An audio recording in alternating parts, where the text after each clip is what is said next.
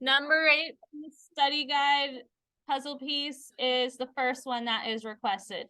And just know, tomorrow your test, the part that I'm grading is what's on paper. You still need to put your answers in Elluminate, but that's not like my primary concern. And it shouldn't be your primary concern tomorrow. If you finish early, then yeah, put them in Elluminate. Otherwise, I'll pull you tomorrow or the day after tomorrow. So only what's on the paper that you write down for both parts is what I'm grading. But no, like when you graph stuff online, there's specific directions, that's what it tells you. But to summarize, you need to know how to graph things written in standard form, like that. So if I'm going to graph something, what form does it need to be in? Y. Okay. Oh, y equals mx plus b. Y equals mx plus b or slope-intercept form. Is this in slope-intercept form? No. How can I make it slope-intercept form? I really need the y, because the y is alone. So if I can get the y alone here, then I can graph it. So anytime I tell you to isolate something, I tell you to start with what? So what's farthest? 7. How do I cancel a 7x?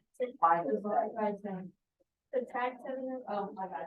Subtracting it is how you make it 0. And then whatever you do on one side of the equal sign. Good. Then we have negative 4y equal to, and are these like terms? No.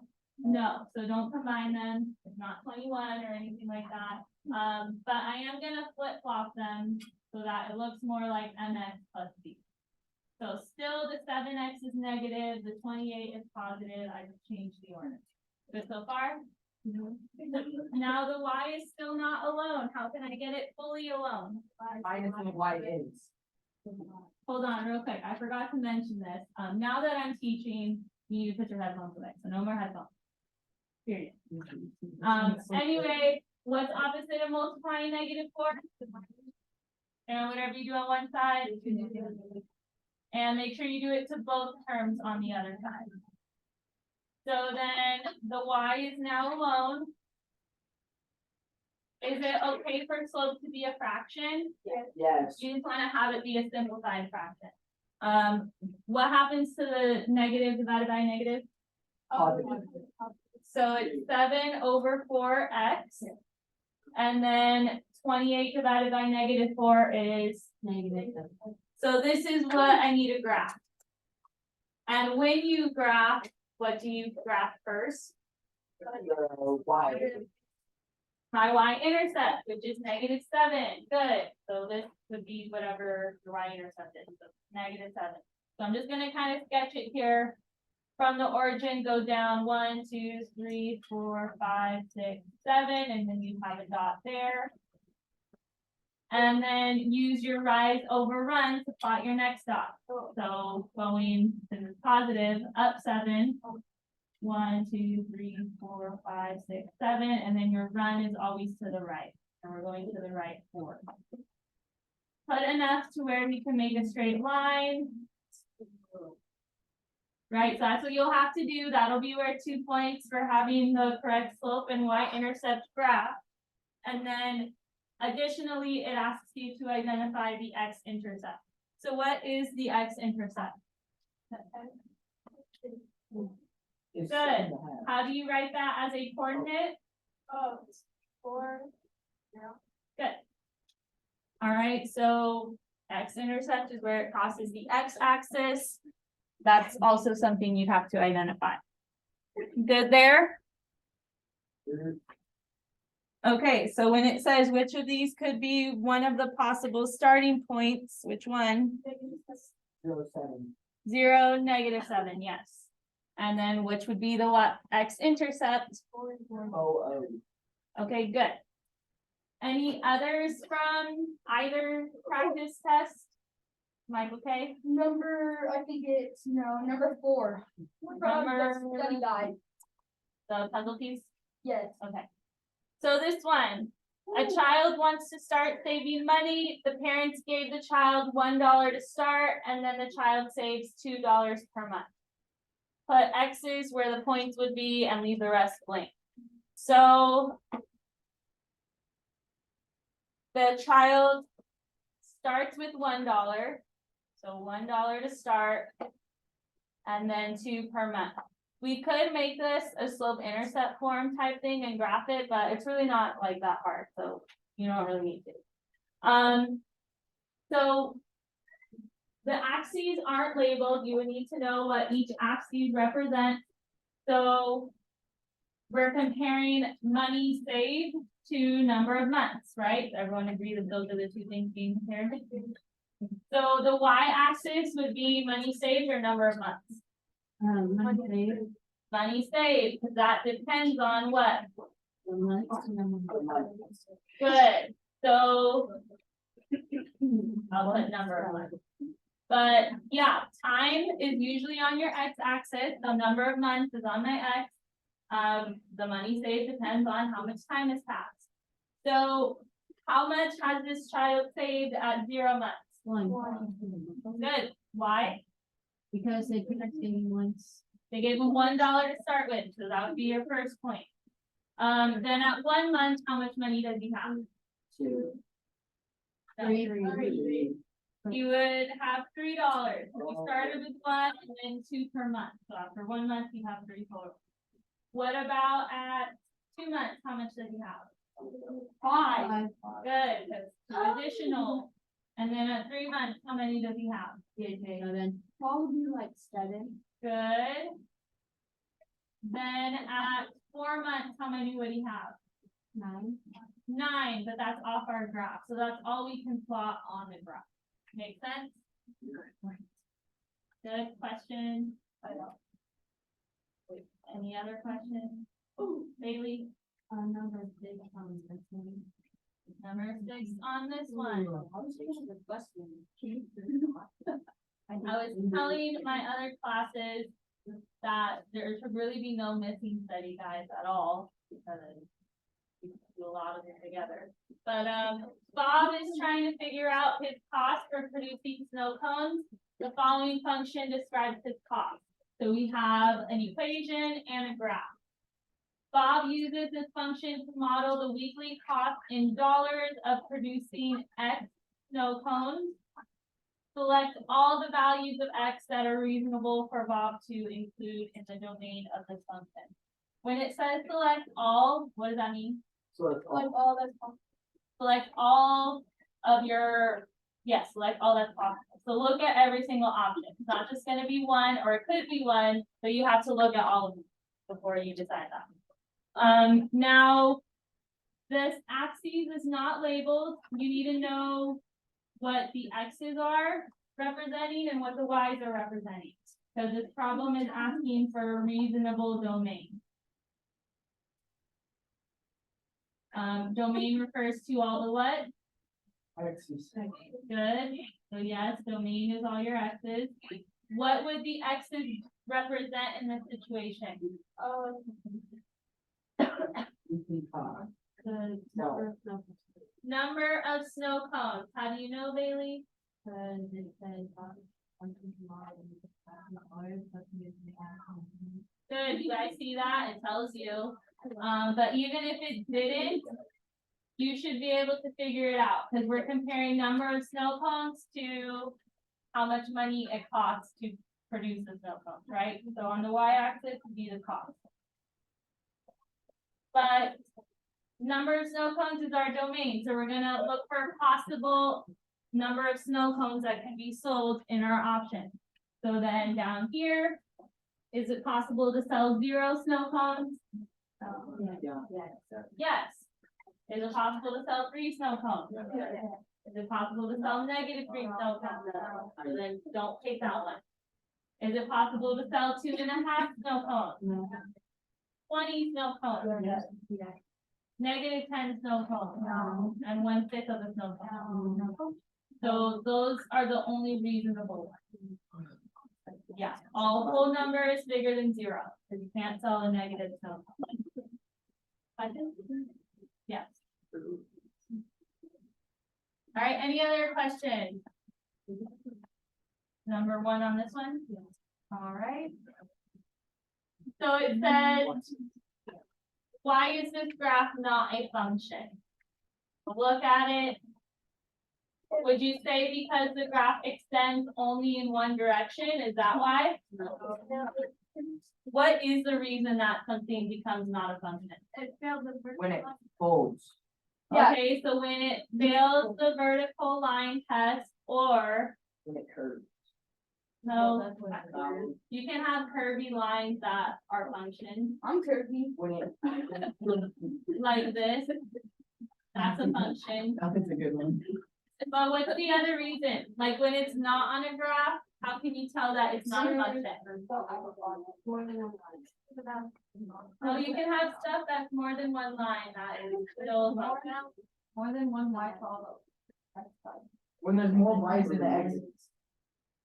Or more When the X's than X- Y's. Okay, so when the x repeats, it's not a function. That's what it is. That's why when things fail the vertical line test, it's because that means an x value has two different input or two different outputs for the same input, right? So it either fails the vertical line test or has repeating x's with different y's. So we don't care if they have the same y's. We care if it's the same x with two different outputs. That would never happen. So looking at this, that's not the reason it's not a function. Is it because there's no defined vertex? No. Is it because there's more than one y for almost all of the x values? No. Yes. Yeah. The Oh. only one that doesn't have another y value is like this very end right here. That's the only one that has one y. And then there is more than one x for most of the y values. So I would say that it's C, not B. Yes, questions? On this or, I need a number. okay, hold on. Any questions on this one? Oh, no. Oh, man. Did someone already submit it? Is C right? Yes. Okay. Question, Taylor, then? Number 5. Number 5. I'm gonna hit the green. Fix it for this, so I can post it later.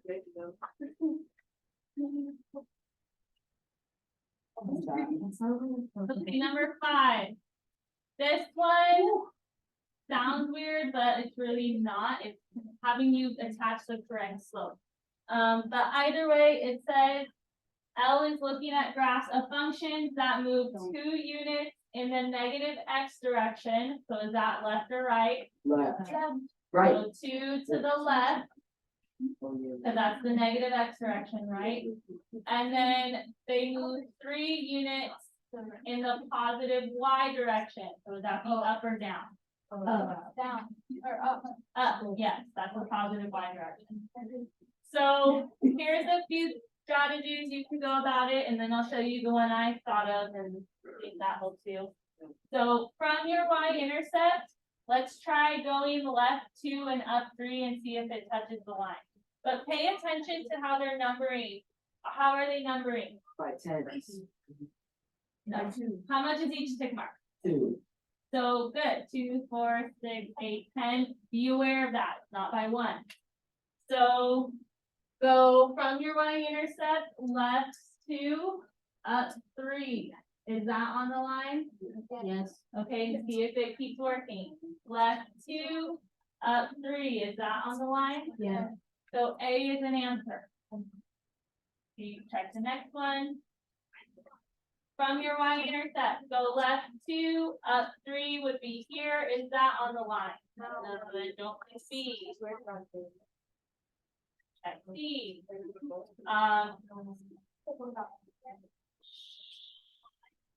From your y-intercept, go left 2, up 3. No. Nope, not on the graph. Try B.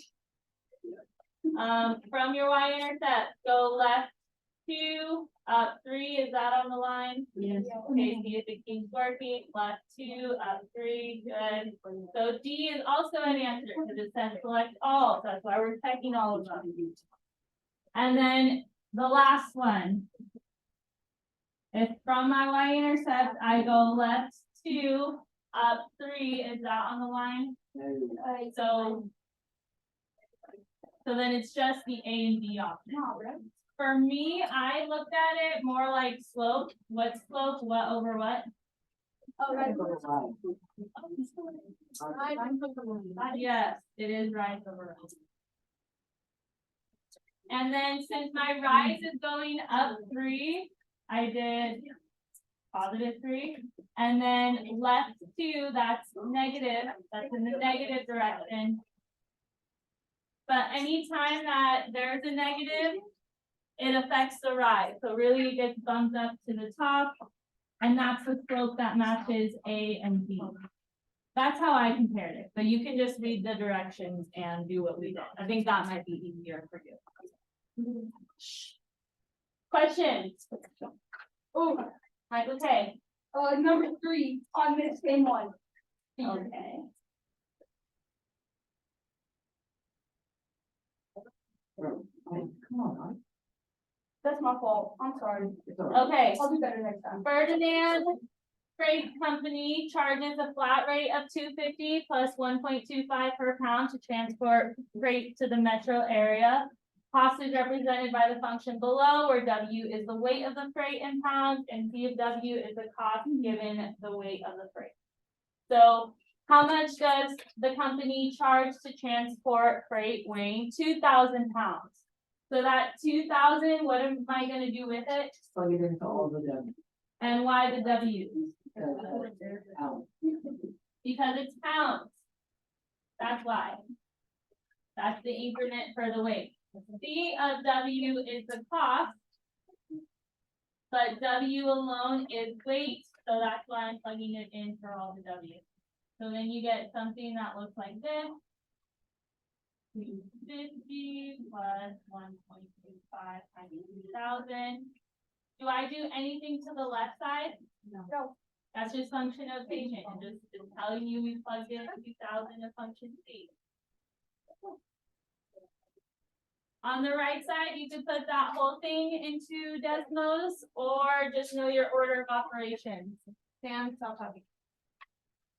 So do we add first or multiply first? Fine. So what's 1.25 times 2,000? 2,500. I'll take your word for it. Okay, good. And then we're not done there. My answer is not 2,500 because you still have to add the 250. So then what do you get? Good. So that's why the answer for this one is C. I got it right. Over. So did I. Good there. Other questions from either study guide?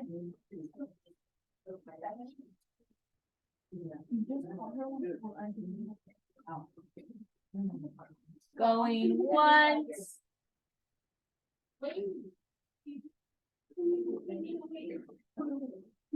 Now we still in.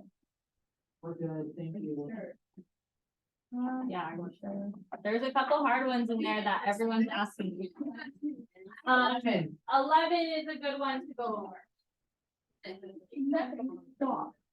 All right, voices off. I'd love to show this recording to your parents. Okay, so number 11, just FYI, when you get to number 11 tomorrow on your test, if you can just solve for X correctly, I'll give you the point. These questions are usually like, I like error analysis questions, but I hate when there's more than one way to solve something and they like confine you to just how they did it.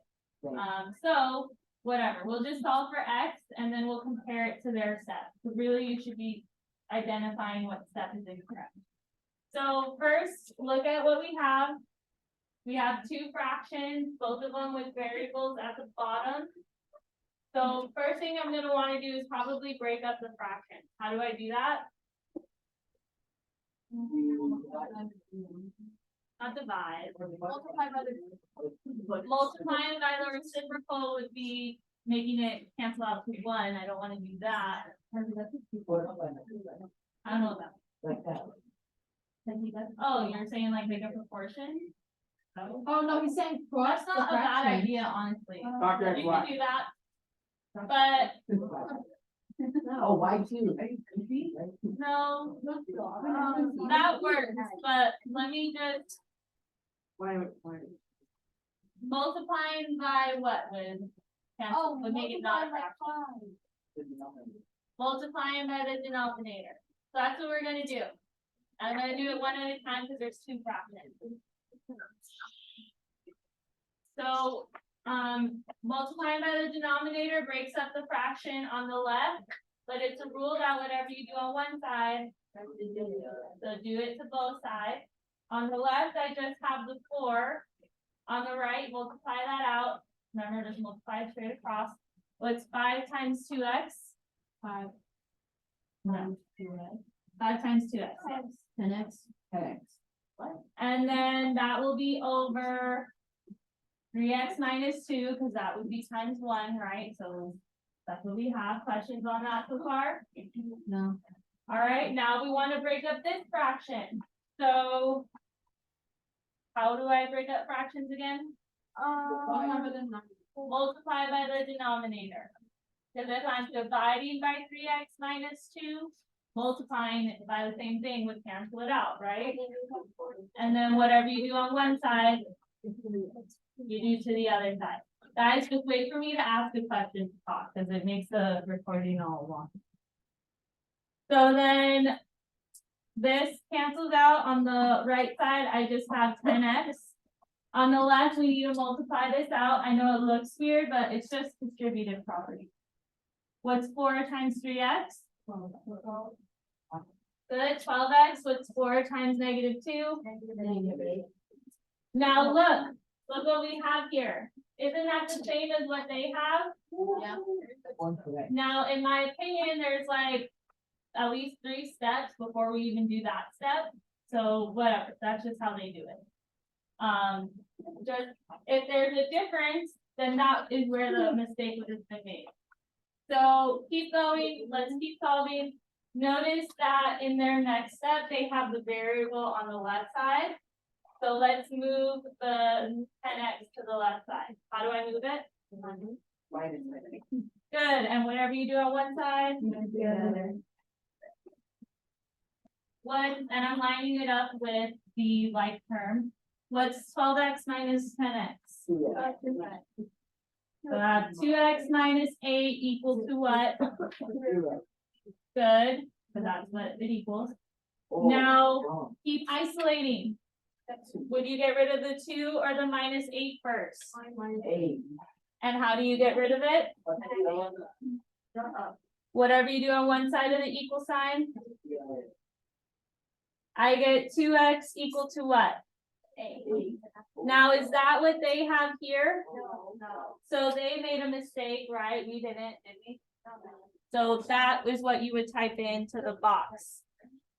You would write the number 2, because step 2 is where they made the mistake. You don't need to write step again. That's what someone did earlier and it marked them wrong. But the number 2. Questions on this problem? Yes? Oh, excellent. Okay, what's your question? Can you go over number 7? Okay.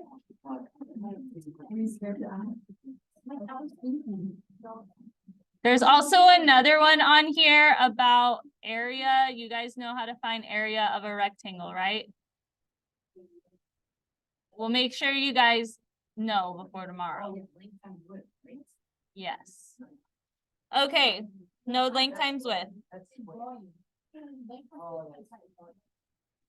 All right, voices off. This is our last one. It says average rate of change in words per minute. Does Sarah type from T of 1 to T of 3? Am I providing you the formula for average rate of change? You need to know it. What is it? Is it the Y1 minus? Oh, yeah. X1 over Not Y2 Y1 minus minus X1. Y2 minus Y1 over X1. Good. Now, also known as your slope formula. So memorize it now because you can't, I'm not giving you the formula tomorrow. What's it called? Average rate of change or slope.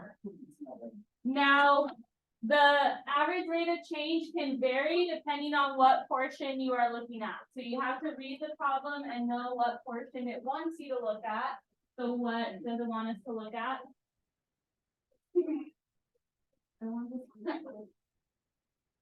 The word or per minute. No, what else? What intervals? T of 1 to T of 3. So not just any intervals, you have to pick which ones they want you to look at, because the average rate of change will vary depending on what portion you look at. Nope, got it. So make one of them x2, y2, the other one x1, y1, and plug into here. The way that I labeled it would be 63 minus 176 and 1 minus 3. When you simplify this, it's negative 113 over negative 2, which gives me, good. I'm sure you guys probably did it the other way, 176 minus 63 over 3 minus 1, but you get the same answer, right?